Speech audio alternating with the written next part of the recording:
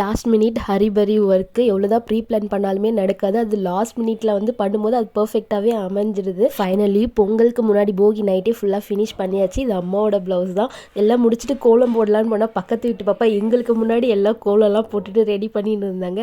அவங்க கூட கொஞ்சம் நேரம் டைம் பாஸ் பண்ணி என்டர்டெயின்மெண்ட்லாம் பண்ணிட்டு எங்கள் வீட்டாண்டு கொஞ்சம் போடுமா, எங்கள் வீட்டுக்கு போடுறது இதோ வரே அப்படின்னு சொல்லிட்டு எங்கள் வீட்டாண்டே வந்து கொஞ்சம் அமுக்கலம் பண்ணிட்டு இருந்தாங்க.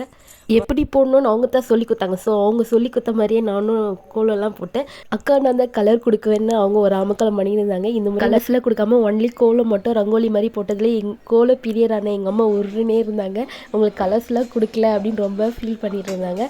ஃபைனலாக என்னடா இந்த சாரீ கலர் காம்பினேஷன் டிஃப்ரெண்ட்டாக இருக்குதுன்னு யோசினா ரேஷன் கடையிலலாம் இந்த கலர் காம்பினேஷன் தான் இருந்தது. ஸோ அதை வச்சு கொஞ்சம் என்டர்டெயின் பண்ணி அவங்கள சிரிக்க வச்சுருந்தேன். கோலம் கலர்ஸாக இல்லைன்னா நம்ம ஃபுட்டில் வந்து கலர்ஸாக ஆட் பண்ணலாம். Yellow, green, white, red, purple colour எல்லா கலரும் சேர்ந்த மாதிரி வெஜிடபிள்ஸ்லாம் கட் பண்ணி எல்லாம் ரெடி பண்ணி கொடுக்கும். அவங்க ஈஸியாக வந்து சமைச்சிட்டாங்க.